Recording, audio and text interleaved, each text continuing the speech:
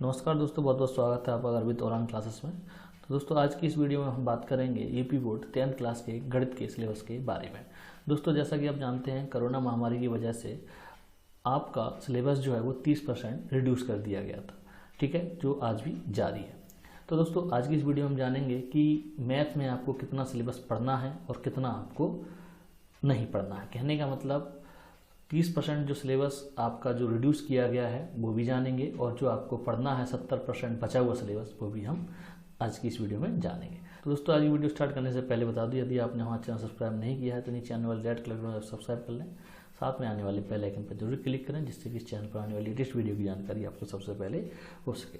तो दोस्तों, देखते हैं विषय गणित क्लास 10th, ठीक है।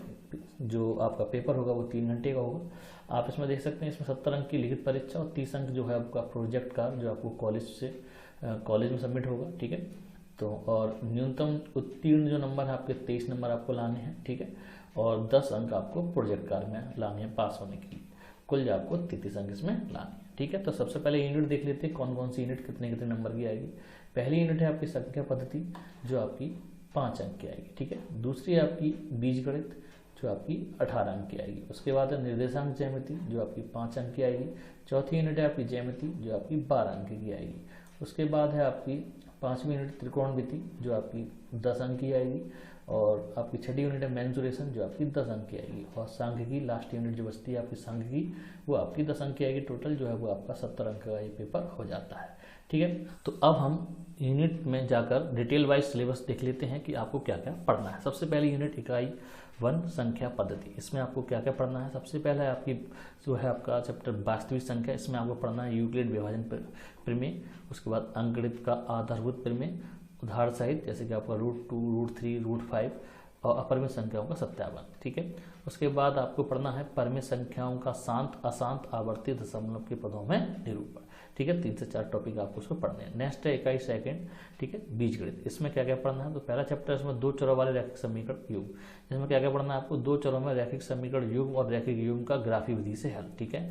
कहने का मतलब 2 चरों में रैखिक समीकरण होगा युग्म, और रैखिक युग्म का ग्राफी विधि से आपको हल करना है, ठीक है। उसके बाद एक रैखिक समीकरण युग्म को हल करने की बीजगणितीय विधि, ठीक है, जिसमें आपको 3 विधि पढ़नी है, प्रतिस्थापन विधि, विलोपन विधि और प्रचुरण विधि, ठीक है। 3 विधि आपको पढ़नी है। नेक्स्ट है आपका 2 चरों के रैखिक समीकरण युग्म में बदले जा सकने वाले समीकरण, ठीक है। तो ये भी आपको पढ़ना है। नेक्स्ट है आपका इसी में आपका यूनिट 2 में द्विघात समीकरण। द्विघात समीकरण में क्या क्या पढ़ना है, मानक द्विघात समीकरण ax² + bx + c = 0, ठीक है। द्विघात समीकरण केवल वास्तविक मूल का द्विघात सूत्रों द्वारा गुणनखंड द्वारा पूर्ण वर्ग बनाकर हल निकालना, ठीक है। कहने का मतलब आपको द्विघात समीकरण है आपका ax² + bx + c = 0। उसको 3 विधियां हैं हल करने की, तीनों विधि आपको पढ़नी है, ठीक है। पहली है आपका गुणनखंड द्वारा, दूसरी पूर्ण वर्ग बनाकर, और आपका द्विघात सूत्र द्वारा, ठीक है, जिसे आप धराचार विधि कहते हैं, ठीक है। अब उसके बाद आपको पढ़ना है इसमें द्विघात समीकरण का विभेदकर और उनके मूलों की प्रकृति के बीच संबंध। कहने का मतलब b² - 4ac विभेदकर होता है, उसके मूलों में संबंध पढ़ना है कि, और जैसे कि आपका वास्तविक मूल, अवास्तविक मूल और बराबर मूल, ठीक है। इसके बाद आपको नेक्स्ट टॉपिक पढ़ना है द्विघात समीकरण का दैनिक जीवन में अनुप्रयोग, ठीक है। कहने का मतलब आपके थ्योरेटिकल क्वेश्चंस होंगे, उसमें आप पहले द्विघात समीकरण बनाएंगे, उसको फिर हल करेंगे, और उन पर आधारित इबारती प्रश्न, ठीक है। अब देख लेते हैं इकाई 3 निर्देशांक ज्यामिति। तो इसमें हमें क्या क्या पढ़ना है। सबसे पहला है इसमें रेखा द्विविमीय में, ठीक है। तो इसमें क्या क्या पढ़ने हैं टॉपिक वो देख लेते हैं। निर्देशांक ज्यामिति की अवधारणा, ये पढ़ना है आपको। रैखिक समीकरणों के ग्राफ, दूरी सूत्र, विभाजन सूत्र, ये पढ़ने हैं आपको। और त्रिभुज का क्षेत्रफल भी आपको इसमें पढ़ना है, ठीक है। नेक्स्ट बात करते हैं इकाई 4 ज्यामिति की।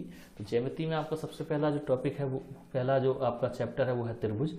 त्रिभुज में आपको क्या पढ़ना है, त्रिभुज, समरूप त्रिभुज की परिभाषा, उदाहरण और प्रति उदाहरण, ठीक है, ये है। इसमें इसके अंतर्गत कौन कौन से आपको प्रमेय जो पढ़नी है वो देख लेते हैं। पहली है आपकी त्रिभुज की एक भुजा के समांतर खींची गई रेखा त्रिभुज के शेष 2 भुजाओं के समान अनुपात में विभाजित करती है, पहली आपकी प्रमेय। दूसरी प्रमेय है आपकी त्रिभुज की 2 भुजाओं की समान अनुपात में विभाजित करने वाली रेखा तीसरी भुजा के समांतर होती है, ठीक है।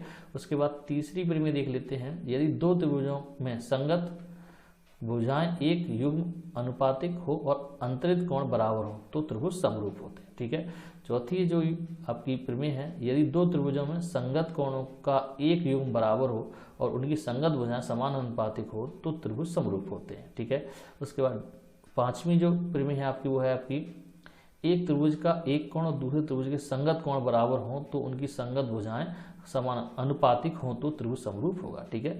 तो समरूप त्रिभुज के ऊपर आपकी कई प्रमेय हैं जो आपको पढ़नी है। अगर नेक्स्ट प्रमेय की बात करें तो वो है आपकी, यदि त्रिभुज के समकोण वाले शीर्ष से कर्ण पर लंब डाला गया हो तो लंब रेखा के दोनों ओर के त्रिभुज परस्पर एक और मूल त्रिभुज के समरूप होते हैं। ठीक है। नेक्स्ट की बात करें, समरूप त्रिभुजों के क्षेत्रफल का अनुपात संगत भुजाओं के वर्गों के समानुपाती होता है।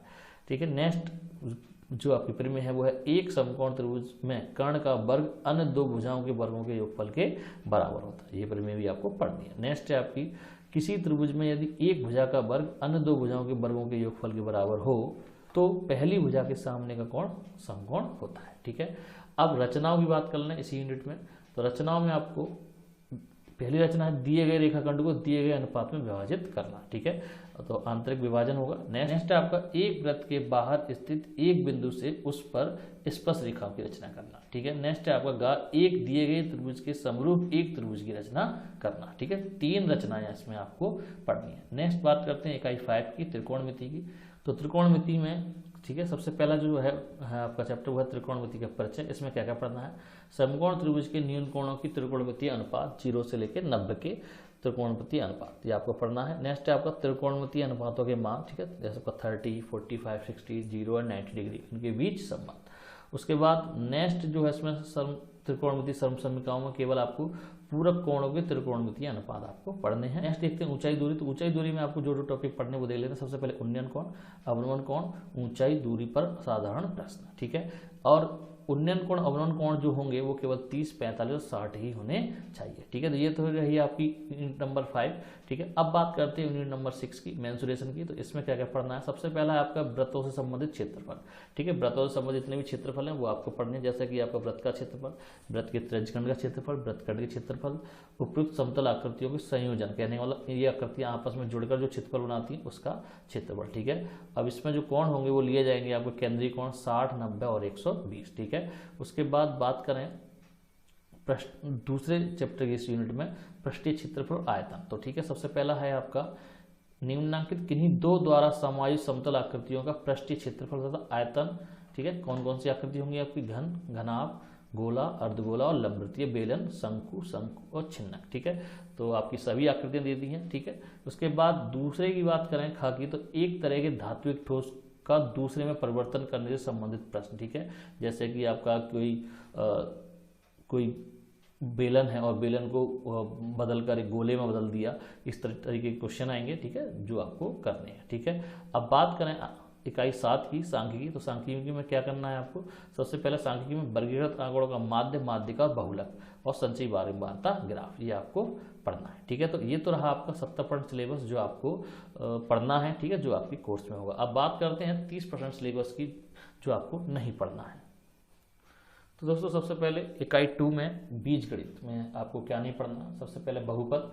बहुपद में आपको बहुपद के शून्यांक, द्विघात बहुपद के गुणांक, शून्यांकों के मध्य संबंध, वास्तविक गुणांकों वाले बहुपदों के लिए विभाजन एल्गोरिथम कथन और उस पर सामान्य प्रश्न। कहने का मतलब बहुपद का जो पूरा चैप्टर है वो आपका पूरा चैप्टर हटा दिया गया है, इसमें से आपको कुछ नहीं पढ़ना है। नेक्स्ट आपका समांतर श्रेणी। समांतर श्रेणी भी पूरा चैप्टर आपका हटा दिया गया है। समांतर श्रेणी के nवें पद की उत्पत्ति तथा समांतर श्रेणी के प्रथम nवें पद का योग, सामान्य जीवन पर आधारित प्रश्नों को हल करने के लिए इसका अनुप्रयोग। ठीक है। समांतर श्रेणी भी आपकी पूरी हटा दी गई है। अब ज्यामिति में बात करें तो ज्यामिति में आपका वृत्त की स्पर्श रेखा, स्पर्श बिंदु। ठीक है। इसके अंतर्गत आपकी वृत्त की स्पर्श रेखा स्पर्श बिंदु से होकर जाने वाली त्रिज्या पर लंब होती है, ये आपकी प्रमेय हटा दी गई है।